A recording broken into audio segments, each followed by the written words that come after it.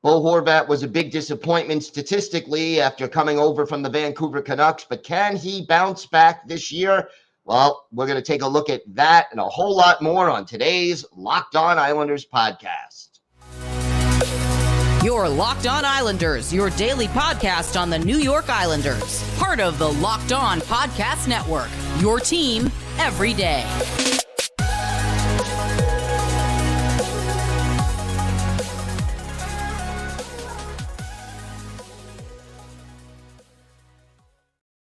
And welcome, everybody, to the Monday edition of the Locked On Islanders podcast, part of the Locked On Podcast Network, your team every day. Want to thank everyone for making Locked On Islanders your first listen every day. Don't forget to subscribe on YouTube, wherever you get your podcasts, so you can get new episodes as soon as they drop. And we're also now available on SiriusXM on the SXM app. Just search for Locked On Islanders. We have got a lot to discuss on today's show, but first, if there's something Islanders related on your mind, if you have a question, a comment, maybe a topic you'd like us to address on a future episode, feel free to email us. The email address, lockedonislanders@gmail.com. And if you leave your first name and where you're from, we're happy to mention you on the show when we talk about whatever it is that's on your mind. You can also follow the show on Twitter at Locked On Isles, and you can follow me, Gil Martin, on Twitter at Ice Wars, NYR, VSNYI. We will keep you up to date on all things Islanders throughout this busy off season. Hirings, firings, trade rumors, free agency, the draft. We will have it all covered for you here on Locked On Islanders. So we are going to continue our player-by-player look at the Islanders with Bo Horvat.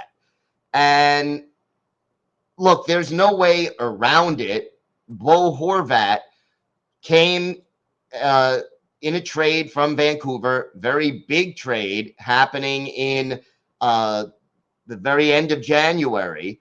And, within a few days after the trade, they had signed Horvat to an 8-year extension worth $8.5 million a year. And that deal kicks in starting this season. Horvat already 27 years old. And look, in 49 games in Vancouver this year, Bo Horvat had 31 goals and 54 points. That would put him on pace for about 88 to 90 points on the season, and put him right around the 50 goal mark. So that was one heck of a start in Vancouver for Bo Horvat. He comes to the Islanders, plays 30 games for the Islanders, 7 goals, 9 assists, 16 points. He was, oddly enough, in Vancouver, a team that was below 500, that was struggling to win hockey games. He was a +3 in those 49 games. In 30 games with the Islanders, he was a -4. So clearly there was a drop-off statistically in play since the deal was made and he signed with the Islanders, and he is going to be here now for the next 8 years based on this deal with the, no trade clause and all of that. So clearly the hopes are on Bo Horvat right now. And the question really becomes, in 30 games, giving 16 points, that's about a 45-point pace for the season. That is not worth $8.5 million. It's probably worth maybe half of that. And the Islanders are clearly going to need more production from Bo Horvat going forward. And look, there were a lot of reasons for the disappointing play of Bo Horvat. And let's also get something else out of the way. He did other things very well. Face-offs, 58.5% face-off wins. That is a very impressive number. and gives the Islanders something important in that respect, where, especially in the offensive zone or on power plays, whatever that means, the Islanders can count on Bo Horvat to more often than not win the draw and get the Islanders possession of the puck. It's there. It's important. He can certainly play on the power play. We know he likes that bumper position. We know that he can also kill penalties, and he even had. He had 3 shorthanded goals with Vancouver, added another one last season with the New York Islanders, so he can do that, although it's, again, not necessarily his best role. But here is a crazy statistic. And, look, the 38 goals that he scored this year, his career high. 31 was the previous career high, and that was in 2021, 2022. So back-to-back 30-plus goal seasons for Bo Horvat. In Vancouver, Horvat's shooting percentage, 21.7, by far a career high. With the Islanders in the last 30 games of the season, 8.1. It went down by more than half. And clearly, he was not hitting, his shots the same way on Long Island. Now, again, there are a number of reasons why Bo Horvat struggled with the Islanders. And let's start with the most basic. The Islanders' system, as they play it, is more defensive-oriented than Vancouver, where he had a lot more freedom to just worry about putting pucks in the net. And it takes time to adjust to that system. We saw Kyle Palmieri have difficulty with it. We saw Travis Zajac have difficulty with it. When those two guys were acquired from New Jersey, for the rest of the regular season after the trade deadline, they looked invisible. And then in the playoffs, we saw both of them start to play a little bit better. And by his first full season on the island, Kyle Palmieri started to get comfortable and started to become more productive.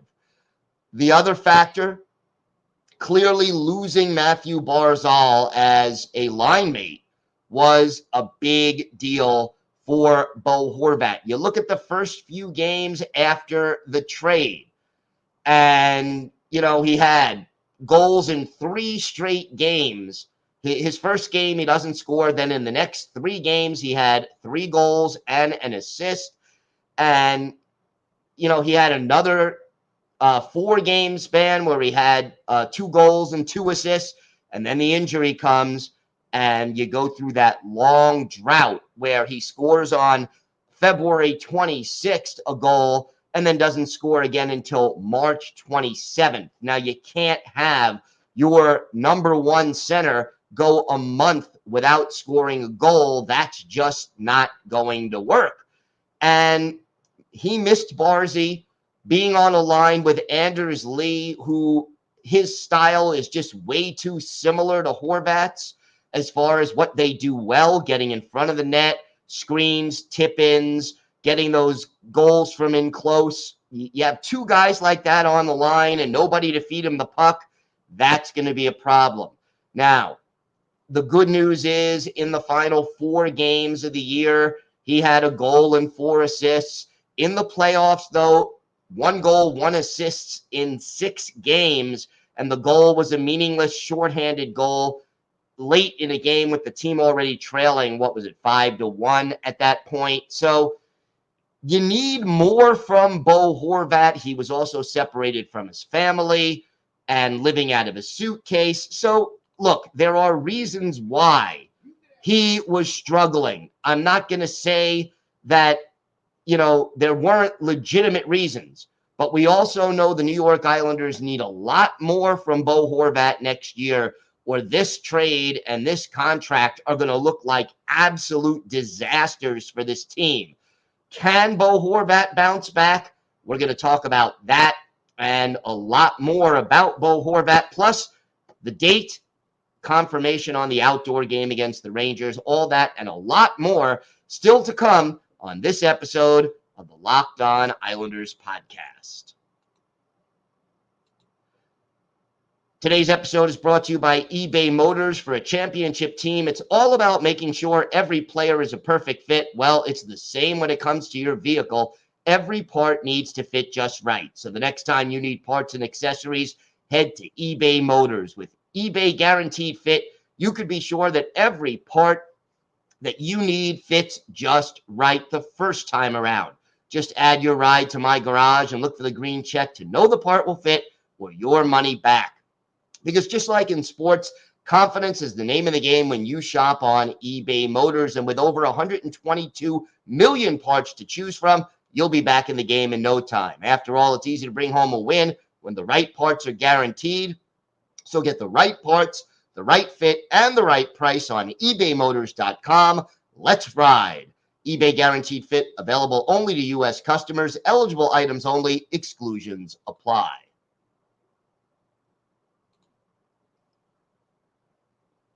So, keys to getting Bo Horvat back on track. Let's start with that. Number one, I think he will be more settled in on Long Island this year. His family will be with him. You'll have a healthy Matthew Barzal, hopefully from day one of training camp. And they really did show some positive chemistry. I think Bo Horvat will also be more in tune with the Islanders system, more comfortable in it, understanding what his role is supposed to be and how he has to go about attacking things. Hopefully, before the regular season starts, as of game one of the regular season, the Islanders have settled on who the third player on that line is going to be. So if you assume it's Horvat, Barzal, and fill in the blank, whether it's Oliver Wahlstrom, whether it's Anders Lee, who I still think it shouldn't be because of the similarities in style between Horvat and Lee, whether you go with, Kyle Palmieri, whoever it is that you plug in on that line, let them get comfortable, let them develop chemistry, let them work together enough so that when the regular season starts, you hit the ground running. And I think these factors lead me to believe that the Islanders will get a lot more from Bo Horvat than they did this past year. We all know about the contract, $8.5 million. He's under this contract till he's 36 years old. So you're going to get the rest of his prime, and then, you're going to start to get that fade. Horvat can be productive on the Islanders, but I don't think he's going to match the 45, 50 goal pace that he was on last year in Vancouver. That was by far his career high, and it just, is not something I expect. You get a sniper, you put him on the Islanders, you've got to expect, as long as the Islanders are playing the defense first system, that you're going to see a downtick in the number of goals, a downtick in the number of points. But let's get real. The Islanders are going to need 70 points. I would say you want 30 goals and 70 points from Bo Horvat over the course of an entire season. Now, last year it was 38 goals, 78 points. 38 goals, 70 points combined between Vancouver and the Islanders. If you can get me to 30 goals and you can get me to 65, 70 points, that's the minimum that I need. You also need the face-off consistency. And boy, oh boy, if the Islanders can get a new coach on the power play, somebody who can figure out, hey, what can we best do to get Bo Horvat going on the bumper, or if there is another role you're going to figure out for Bo Horvat, by all means, figure it out, but get him comfortable in it, get him acclimated to it, and let's get going if you're the New York Islanders, because boy, oh boy, do they need to get Bo Horvat going. If you have an $8.5 million player producing like a $4 million player on a team that's already offensively challenged, that is a big drain on your resources. And look, the Islanders cannot allow this contract to become an albatross hanging over their head. They simply cannot do that. They need this contract to be at least in the ballpark of an average value. Get me a point a game, get me those, intangibles, the leadership that Bo Horvat can give you, and let's move on from there. It's going to mean that Lou Lamoriello and Lane Lambert are going to have to work hard this offseason and next regular season to make sure that the talent that is Bo Horvat can be as successful as they can be with the New York Islanders. And, Lou did a good job in adding a guy who can put the puck in the net like Bo Horvat. Now he's got to make him successful. And that means surrounding him, whether it's with a puck-moving defenseman and or another goal scorer. And for Lane Lambert, it's figuring out the line combinations that click best and make Bo Horvat the most successful he can be. This is the test that management and coaching staff are going to have to pass, or else this deal could really blow up in the Islanders' face.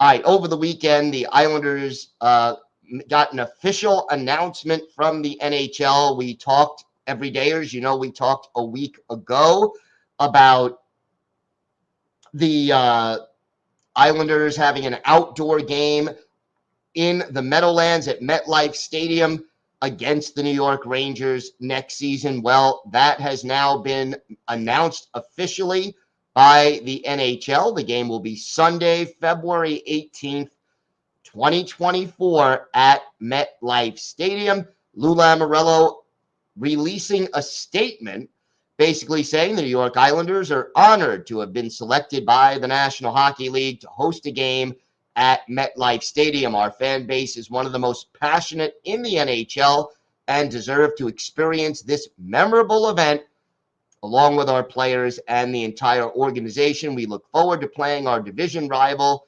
inside one of the largest professional stadiums in the country. Now, Islanders full and half season ticket members will get priority access to purchase tickets to this game.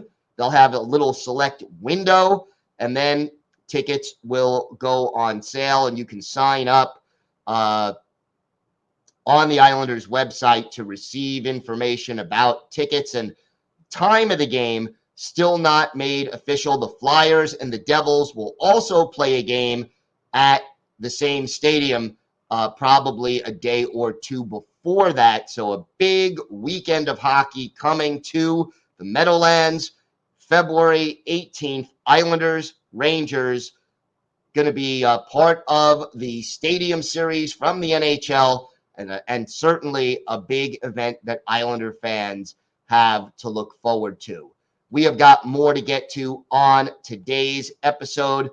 Bode Wilde, the long-lost defenseman in the Islanders system, what is his future like with the Islanders organization? We've had some people ask. We're going to answer it. We've got that and a lot more still to come on this episode of the Locked On Islanders podcast. So, Bode Wilde, we all remember what happened with him. Originally drafted in the second round by the Islanders back in 2018. He is now 23 years old. He will turn 24 in late January. Had a great year in 2018-2019 in the Ontario Hockey League with the Saginaw Spirit as a defenseman. 70 points in 62 games, 19 of those points coming as goals.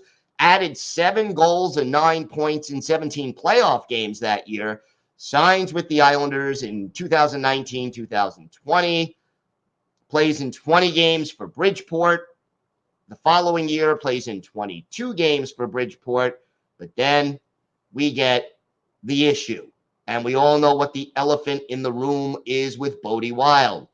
He refused to get the COVID vaccine, and so the Islanders basically sent him on loan to a Swedish second-tier league where he played in 40 games in 2021-2022, scored 1 goal, had 10 points, and that was it in 40 games. Now, games in that league and in Sweden tend to be a little lower scoring than here, but Bode Wilde not getting a lot of ice time, not earning a lot of ice time, and clearly, when you have a situation with Lou Lamoriello, who doesn't like facial hair and long hair and, is a little old-fashioned in that way, but when you refuse to take the vaccine, which the team is viewing as a situation that helps keep all the players on the roster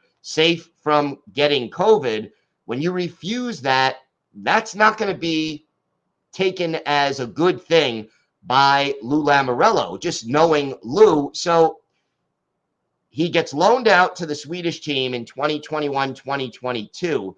Last season, he is playing in the East Coast Hockey League, a step below Bridgeport, and not really getting a lot of ice time there either. He played with the Atlanta Gladiators of the ECHL. 56 games, did not play in every game. 4 goals, 14 points, 26 penalty minutes, a -4 in the plus-minus department. Clearly, as of right now, Bode Wilde no longer considered a big prospect for the Islanders. Now, he's a puck-moving defenseman. If you think about what this team could use right now, he's a 6'3", 195-pound puck-moving defenseman. Still not great without the puck or defensively. That is something he has never been outstanding at. But, boy, would the Islanders really need a guy like Bode Wilde. They have a situation now. His contract is up. They have until the end of this month, June 30th, to make a qualifying offer to Bode Wilde. It would have to be $787,500. Here is a team that really needs a guy like Bode Wilde. But I'll tell you this, Bode Wilde not ready to play in the NHL. And, the Hockey News listed the top 10 prospects in the Islanders organization in their May issue. And guess who was not among the top 10, even though 3 defensemen were? Bode Wilde. He is not looking like a prospect right now. And I would have to say that I would think that Lou Lamoriello is not going to make the qualifying offer to Bode Wilde. Now, Lou always does surprise people sometimes, but based on Wilde's refusal to be vaccinated and his lack of progress on the ice over the last 2 or 3 years, I think Lamoriello is just going to wash his hands of him and not make the qualifying offer. We will keep you up to date throughout June, and as soon as something becomes official, we will let you know what was decided by the Islanders organization. Time now for our Islanders birthday of the day. And, well, Sunday was the 49th birthday of former Islanders forward Jeff Toms, native of Swift Current, Saskatchewan, originally a 9th-round pick by the Devils back in 1992, made his NHL debut with the Lightning, later played for the Capitals, and then joined the Islanders for the 2000-2001 season, played 39 games with the Isles, 2 goals, 6 points, 10 penalty minutes, and was a -7, got waived and went to the New York Rangers, where he played 15 games, later played for the Penguins and Panthers before finishing his career in Europe played mostly in Switzerland, only played in 236 career NHL games, 22 goals, 55 points, 59 penalty minutes, only played in one playoff game in his NHL career, and that was with the Capitals in 97-98. One of his better games as an Islander, November 3rd, 2000, at the Ice Palace in Tampa. John Van Beesbrook, the goalie for the Islanders, Kevin Weeks in goal for the Bolts. And in that game, Jeff Toms picking up 2 assists, but it wasn't enough. The Islanders fell in overtime to the Lightning by a score of 4-3. He set up a Gary Galley goal in the first period on the power play, and then also assisted on Brad Isbister's power play goal in the second period. But a shorthanded goal in the final minute by Mike Johnson tied it, and then Craig Miller wins it for Tampa Bay in OT. So Jeff Toms, a bottom six, two-way forward, 6'4", 207, big guy. He is our Islanders' birthday of the day. I want to thank everyone again for making Locked On Islanders your first listen every day. Every dayers tomorrow, we continue our player-by-player look at the Islanders roster. We're going to talk about Brock Nelson, the top goal scorer on the team. What was his season like? Did he meet expectations? And what can we expect from Brock going forward? Until then, have a great day, everybody. Stay safe. And, of course, let's go Islanders.